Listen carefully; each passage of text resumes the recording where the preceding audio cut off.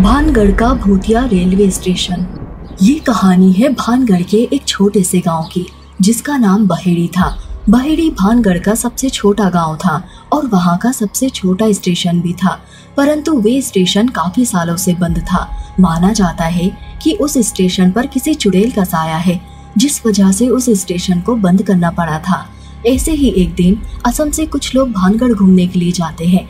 उनमें से एक टिंकू भी था, जो अपने दोस्त पिंटू, सीता और मीना के साथ असम के रेलवे स्टेशन पर खड़ा था भानगढ़ जाने के लिए, जहां उसके दोस्त उससे पूछते हैं, क्या यार, इतनी सारी अच्छी अच्छी घूमने की जगह है, पर तुझे जाना कहाँ है? भानगढ़। ऐसा क्या है भानगढ़ में?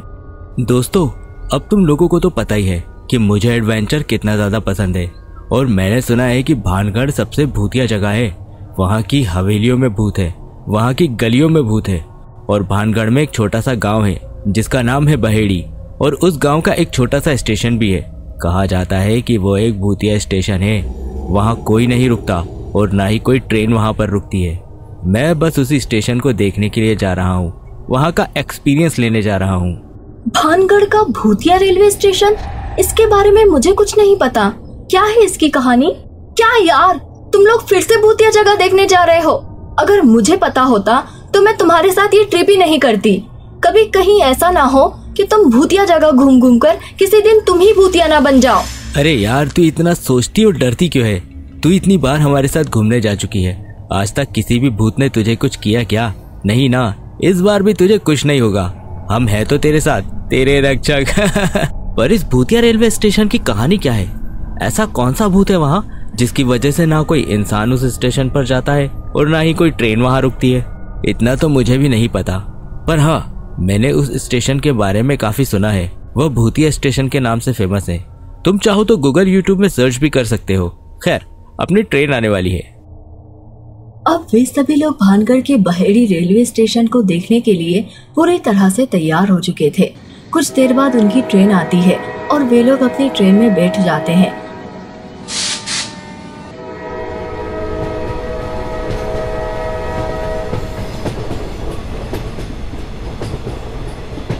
वे लोग उस भूतिया रेलवे स्टेशन को देखने के लिए काफी एक्साइटेड थे। वे लोग पूरे रास्ते उसी भूतिया रेलवे स्टेशन की बात कर रहे होते हैं। उनके मुंह से बार बार भानगढ़ के बहेड़ी रेलवे स्टेशन का नाम सुनकर उनके सामने बैठा एक बुजुर्ग आदमी उन सभी से बोलता है, बेटा, तुम जिस जगह का नाम बार बार ले रहे हो वह जगह ठीक नहीं है, इसलिए तुम वहाँ जाने की सोचना छोड़ दो, वरना जिंदा नहीं आ पाओगे। अंकल, माफ करना, हम कई सारी भूतिया जगहों पर जा चुके हैं, पर हमें आज तक कुछ नहीं हुआ। और रही भानगढ़ के उस रेलवे स्टेशन की बात, तो वहाँ पर भी हम दिन में ही घूमने जाएंगे, और मैंने सुना है कि दिन में भूत नहीं देखते, तो इसका मतलब हुआ कि मैं और मेरे दोस्त बिल्कुल सेफ है। टिंकू बात ही कर रहा होता है कि तभी सीता अपने फोन में ट्रेन की लोकेशन देखती है और एक्साइटेड होकर टिंकू से बोलती है, टिंकू यार, ये देख, 2 स्टेशन के बाद भानगढ़ का वही बहेड़ी भूतिया रेलवे स्टेशन आने वाला है। ओह माय गॉड, मैं बहुत ज्यादा एक्साइटेड हूँ उस भूतिया रेलवे स्टेशन को देखने के लिए। मैं भी। तुम अभी बच्चे हो, तुम लोगों को कभी भूत नहीं दिखा, इसलिए इस तरह की बचकानी हरकतें कर रहे हो। जैसे ही वो स्टेशन आएगा, इस ट्रेन के अंदर बैठे सभी लोग अपनी ट्रेन की खिड़कियाँ और दरवाज़ों को बंद कर लेंगे, क्योंकि कोई नहीं चाहता कि इस स्टेशन पर जो चुड़ैल है उसका साया किसी पर भी पड़े। और रही स्टेशन देखने की बात, तो ये ट्रेन कभी भी इस स्टेशन पर रुकती ही नहीं और ना ही आज रुकेगी।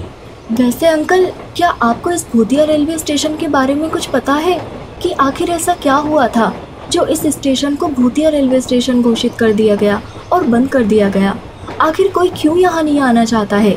ऐसा कौन सा हादसा हुआ था इस स्टेशन पर?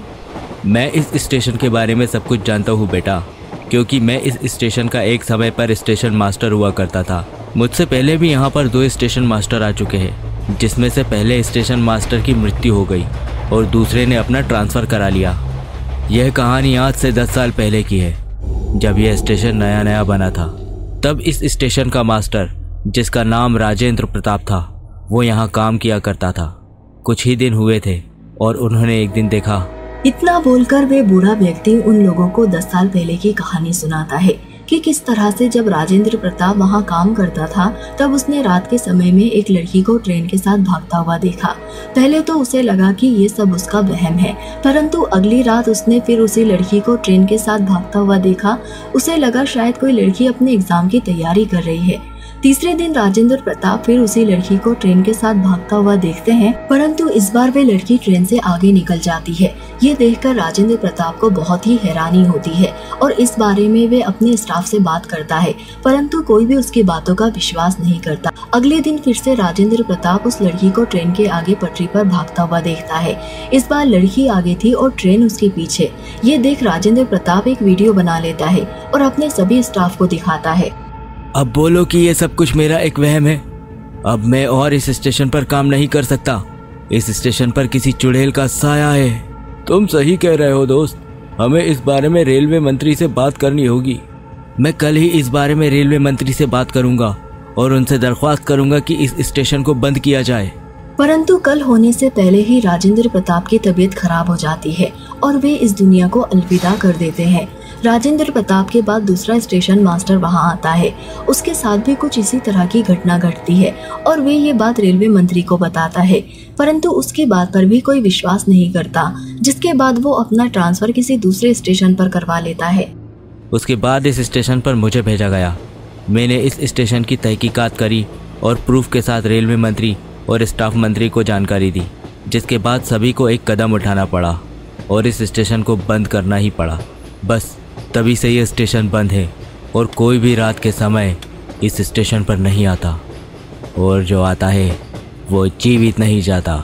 इतना बोलकर वे बूढ़ा व्यक्ति टिंकू और उसके सभी दोस्तों को वे सारी सबूत, वीडियोस और फोटो दिखाता है जिसके दम पर उसने इस रेलवे स्टेशन को बंद करवाया था।